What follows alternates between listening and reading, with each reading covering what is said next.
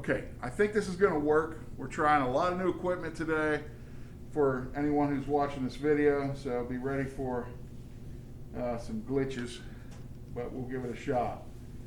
Okay, I do think I have guided notes. If you ask for paper notes in class, can you please just pull the ones up on your Chromebook? I might have some for you. My printer's not doing it right now, so just, sorry, you're gonna have to kind of pull the guided notes up on the Chromebook if you need them, or just use whatever you want to use. Okay, this will be recorded, so it's not a big deal. Okay, yesterday we talked about the light reactions. So the light reactions happen in the thylakoids, and they're basically photosystem 2 and 1, and we talked about why they're not listed in order from 1 to 2. Basically, the light reactions take water and sunlight, and they split that water in half to make two things, ATP and NADPH.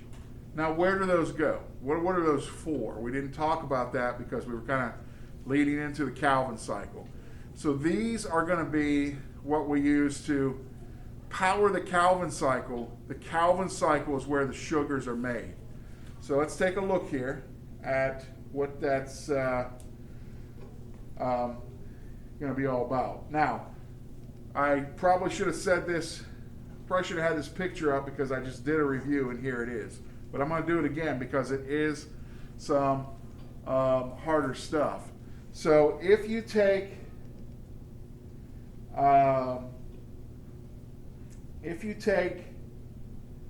light and you take water, you get oxygen out as a waste product. But the light reactions make this ATP and this NADPH, and that's what we're going to send to the Calvin cycle, and we're going to take the CO2 in the Calvin cycle and we're going to reduce it. We're going to reduce it down to sugar. So this is a very, very, very multi-step process, but it's divided into two sections. How are we making that division? By the inputs and outputs. Both these steps here, they have a lot of complexity to them. But we're going to divide this based upon, well, first of all, this area uses light. That's a big condition. But it also is water going in and oxygen going out, okay? So let's go ahead and talk about what's going on in the Calvin cycle. The Calvin cycle is electron flow, and those electrons are coming from the light reactions. How am I doing out there in the class? I just can't find which page of the guided notes. Did I make them long enough to cover the Calvin cycle? The ones I posted may not have the Calvin cycle stuff on them. I mean, I've seen the light reaction stuff. I may have not put out the Calvin cycle stuff to Schoology. You just want us to... I will post them, I promise. Okay, just kind of sit tight for now. Okay, sit tight for now. You want me? I can stop this, start over, and give them to you. Okay, we'll go ahead and go. So, back to this. In the Calvin cycle, we're going to use, over here, we're going to use the ATP and the NADH. And those are coming in right here. Like I said, to reduce sugar. What are we going to reduce? Reduce sugar. What sugar? It's going to be called G3P, which is a 3-carbon sugar. So it's a little short sugar. And then in photosynthesis, those can be arranged into lots of different things. So don't think of photosynthesis, well, it only has these things and these things. We're doing the basic training wheels version, even though it's very hard. It's probably one of the harder things taught in this class to kind of wrap your head around because there's just so many steps and so many things happening simultaneously. But if you are a biochemist that studies photosynthesis and you take this a lot farther, you're going to learn that photosynthesis also makes some amino acids, it makes some other metabolic needs, and it can make different sugars. But we're just going to concentrate on the basics. If you want to be a biochemist that studies photosynthesis, some of those advanced steps are in the guided notes that I still need to post. But we're just going to go through the basics. All right. So what we have is a net synthesis. We actually make 6, but we spend 5 to get there, of 1 G3P. And the cycle has to take place 3 times to get 1 G3P. Well, that's kind of nice because look, you got a 3 right here, and you got a 3 right here. So we're going to try to get if we're going to get a sugar molecule that has 3 carbons in it, how many CO2s are we going to need? It's pretty easy. How many C's are in a CO2? Say it. 1, okay? And if you need to make something that has 3, it's going to take 3 of those CO2s. All right. So the Calvin cycle in diagrams can get pretty scary. So over here you see this circle going around and round, and my pointer's not working. There it goes. You see this circle going around and round, and there's a lot of technical things happening here. And this is sort of a training wheels version. If you got on some biochem web pages and found like a full Calvin cycle, it's way more complex than this, okay? What I want you to pay attention to is I've divided it, this particular diagram divides it into 3 sections. The first section we're going to look at is called carbon fixation. The second one is going to be reduction. And the third one is going to be regeneration of RuBP. And we'll talk about what that does as we go through this. So we're going to break the whole lecture down into 3 separate sections. Let me pull this thingy up so it's not. There we go. All right. So let's talk about that first phase, carbon fixation. Carbon fixation. Just pause for a minute. Where does the carbon come from for photosynthesis? Atmospheric CO2. Atmospheric CO2. So if you think about it, all the CO2 that you're exhaling, that other life forms are exhaling, it's probably been absorbed by a plant. You know, yesterday's breath is, today's sugar. All right. So CO2, let me move me again. All right, CO2 is incorporated into the Calvin cycle 1 at a time. So I said we're going to make G3P, which has 3 carbons in it. Even though it's got 3 in it, we have to do this to CO2 3 times to get there. It's not like they come in as a group, okay? So how does this happen? I talked about this molecule called, and this is important, RuBP. A CO2 comes in and attaches to that. Then it gets catalyzed by a very important enzyme called Rubisco. Sounds like the cookie brand with an R, Nabisco. Okay. When that happens, and you don't have to memorize this name right here, you get what's called a 3-phosphoglycerate. Okay? Glycerate, I'm sorry. So what are we going to do with that? We're going to reduce it. So each molecule of this 3-phosphoglycerate is phosphorylated. Okay? What does that mean? That means you're going to take 6 of these ATP, take the phosphate off, and energize it. And when that happens, it becomes what's called 3 glycerate. Man, I cannot pronounce any of these words today. You don't have to know this term, but we're going to try to just walk you through it one time to show you where this is all happening. Now, I just used 6 ATPs. Can somebody out there tell me where these came from? It's what we looked at yesterday. They came from the what?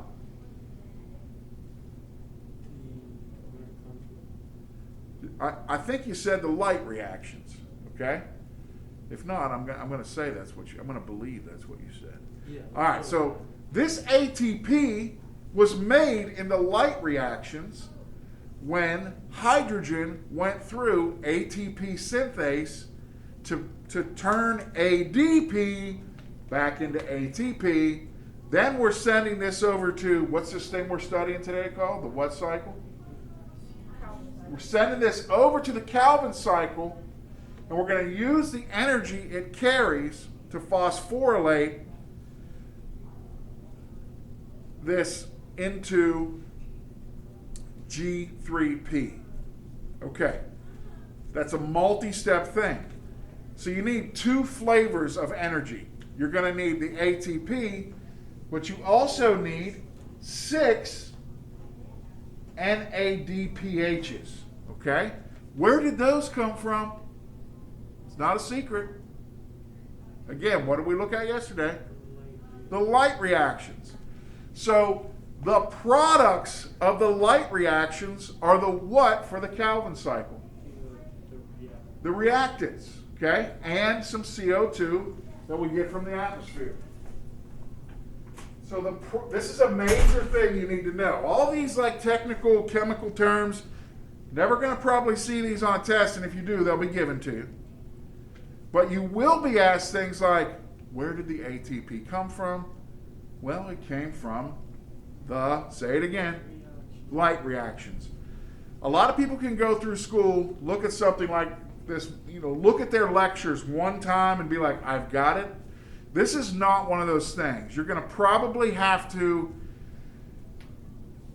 watch more than one video on this. You're probably going to have to do some homeworks on this. You're probably going to have to go back and look at your notes, because this is not easy. A lot of people say this is one of the hardest things they have to learn in this class.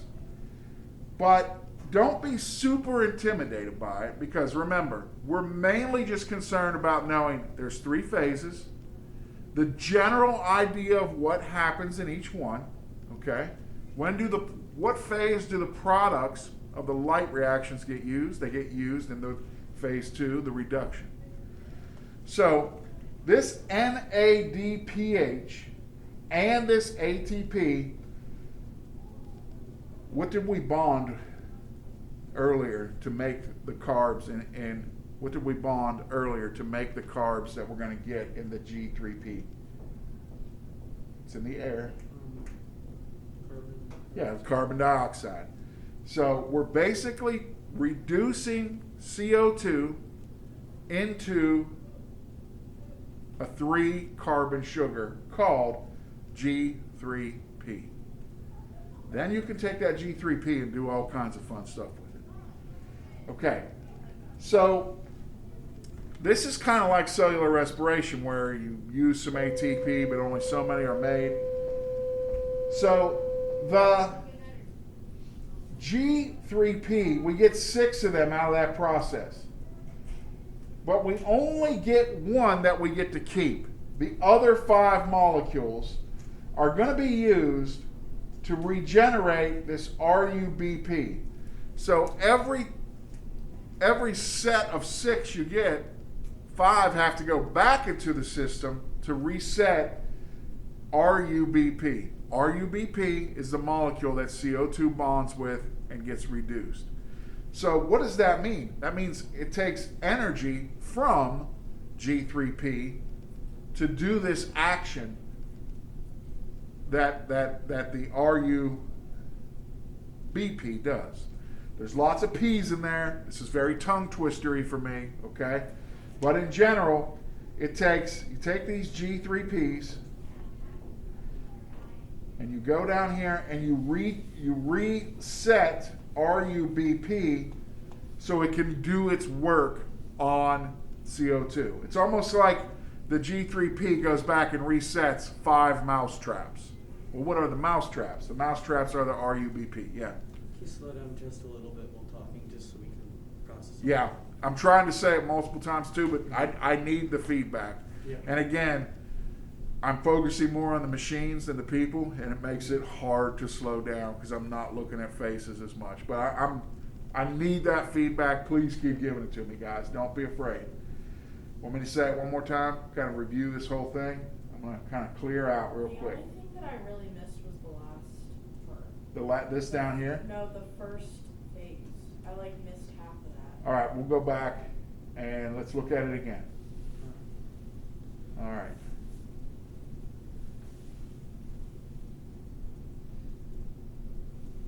This is carbon fixation phase. So what happens here, you get CO2s, okay? The CO2s come in one at a time, and they're gonna bond with something called, let's just say this roll of tape is RuBP. The CO2 comes in here, and it gets hit by an enzyme, and it makes a complex called 3-phosphoglycerate, and that's going to be an intermediate step. That's going to turn into our next step in reduction. The thing we just made in the first step is now going to be taking the energy that ATP carries, and it's going to get turned into sugar. Okay? So that's going to be an anabolic process. It's taking the energy from ATP that was made in the light reactions. It's taking the NADPH that was made in the light reaction, and it's using it to make this really tiny little 3-chain sugar called G3P. Now, if I do that 6 times, 5 of those are going to be sent back to step 1 to recharge RuBP. So we make 6, but we only get 1 out, okay? And that's because it takes energy to turn carbon dioxide into sugar. G3P is carrying that energy, but G3P can also be used to make sugar. Okay, so RuBP and CO2 make the G3P. Eventually, yes. And Yeah, okay, let's skip the intermediates. I like what you're doing there. RuBP and CO2 come together, and some energy stuff and enzyme stuff happens. I'm telling you what it is, just so you know I'm not lying to you. You don't have to memorize every one of those steps, but you should know RuBP and Rubisco enzyme come together. CO2 goes into that, and that gets turned into G3P, and it takes ATP and NADPH that were made in the light reactions. A lot going on. I appreciate you staying with me because this is not the easiest thing to learn. I need your feedback, so thank you for, don't be afraid to ask me, hey, do it again. Okay. Yes. Yeah, go ahead. All right. Now we have the regeneration. I've been talking about the regeneration a lot already. So what's happening here? The 5 3GPs basically are used to regenerate 3 molecules of RuBP. So we send 5 of these little sugars. What are the little sugars? G3P. We send 5 of those back and they recharge 3. We also use 3 more ATPs. Where are all the ATPs coming from? You should get it by now. The light reactions. So we're using 6 ATPs in the second step, and we're using 3 more in the third step, and we're also using 5 G3Ps in the third step. Confusing, I know. You're gonna have to, you have to just study this a little bit to get it. You're not gonna get this the first time. That's right. Okay. So now we're back to the beginning of the cycle. Why are we back to the beginning of the cycle? Because what molecule is ready to take up CO2 again now that it's been recharged? It's right up there.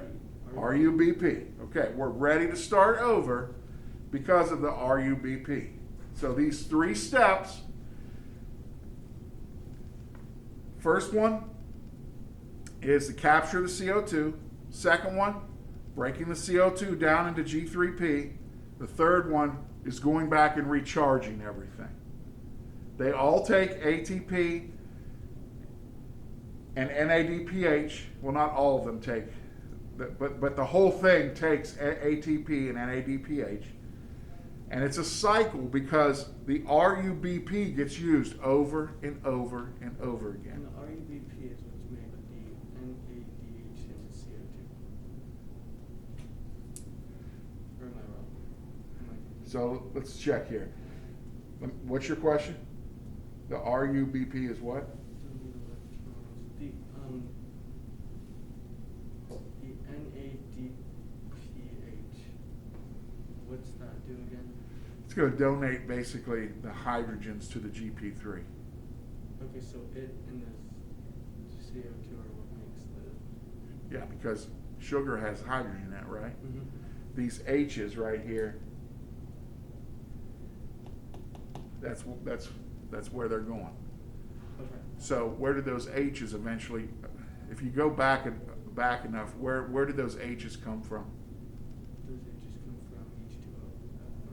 Yeah, they came from the water. Good. All right. Good. Okay. I'm really happy you knew that they came from water. Tells me that means we're building a picture here. Okay. I'm kind of trying to think of it like almost like an energy, like a powerhouse moves to a battery, and then the battery produces the energy, which is the G3P, which recharges the batteries. Thinking of lots of little batteries being charged and uncharged is a good way to look at it. There's different kinds of batteries. There's basically 3 kinds of batteries in your analogy. There's ATP, ADP. Which one's the uncharged battery? ADP. Which one's the charged battery? ATP. There's NADP and NADPH. Okay. Then there's also the RuBP. Okay. So that was a good way to think about it. Sharing your thinking with me really helps me. And then, I'm sorry, where does the RuBP, is that created or do we just get that? It's a product that's recycled. It doesn't have to be recreated. It just, its configuration has to be reset with energy. Okay, so it's kind of like the generator. It's always there. It just needs recharge. It's more like a wind-up toy. Oh, okay. And it gets wound up by G3P. Okay. Go ahead. So,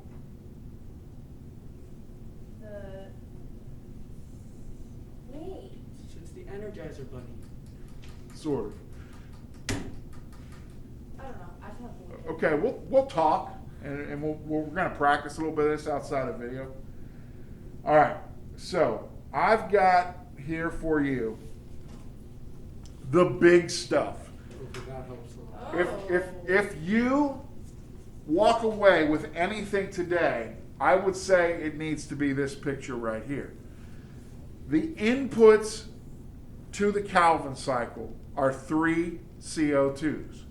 Somebody yell out why it's 3. Because how many sugars are in a? Sorry. 6? There's 3. I'm sorry. How many Oh. carbons are in a G3P? Oh, there's one. No, Three. no, Three, okay? Oh my So, gosh. for the Calvin cycle, and I heard you talking through these numbers and you were getting them right. So that's good. Like, you were going where I was going, and that's a good thing. Okay. So, let's talk about where the inputs come from. Where did this ATP come from? No light reaction. Light reactions. Where did this NADPH come from? That was the CO. That's also the light reactions. Okay, so these things are going in from the light reactions. Where's the CO2 come from? Air. Air. It goes through little holes in leaves called stomata. We're going to talk about those in a minute. Now, this right here is what the final big out. This is like the one we want. Okay, this is the one we want. Why do we want it exactly? It makes sugar. Okay. Okay? And plants, as humans, we often think of plants making sugar for us, but they're making it for themselves. Okay? So that they can do things. So that they can, plants do cellular respiration. If I were like, go back in, but the one is like making sugar, which is basically food for the plant, kind of? Ish. The Calvin cycle does that, yeah. Okay. Okay. Now look. These two are basically waste products. Where do they go? Back into Back to the Calvin cycle or back to the light reactions? light reaction. That's right. This ADP goes back to the light reactions and it gets phosphorylated. It basically gets recharged. This NADPH goes back and it gets a fresh hydrogen put on it. So NADP is basically a hydrogen/electron carrier. ADP is a dead battery that needs to be charged by putting a phosphate back on it. Not shown on here. If I had ATP and now it's ADP, what's missing? How many P? One P, right? There's also, it's often not shown, but this phosphate also goes back here, and that phosphate is the phosphate. So this is my broken up ATP right here. And now it's an ADP, but the phosphate has to head back to the light reaction 2 to get recharged. Okay. That was very. There's a lot to this. There's a lot to it. helpful, though. Yeah, I'm Just see it I'm all in actually one like spot. understanding. This right here, yeah. Yes. Now let's do that with words, okay? Oh, no. Oh gosh. Doing it with words now. Okay. Here's where all this crap. To summarize the Calvin cycle, it uses these three things. Know this. Above all, like Calvin cycle, know what goes in and goes out. Know where it came from, and that will be 75% of the battle right there. Just to review, we just said it, but let's say it again because it's hard. Where's this come from? The light reaction. Light reactions. Where's this come from? Air. Air. All right. What do we get? We net out a C3 sugar, and that 3C sugar, sorry, I'm saying them backwards. We're going to call it G3P. Okay, G3P. All these have full names that are incredibly hard to pronounce and remember, and they take your mouth a long time to say, so we shorten all this stuff, okay? Like DSHS. All right. It's a lot faster than saying Dublin side of high school. All right, what are the three phases? There's the input. Carbon fixation. What's carbon fixed with? What? NADP. No.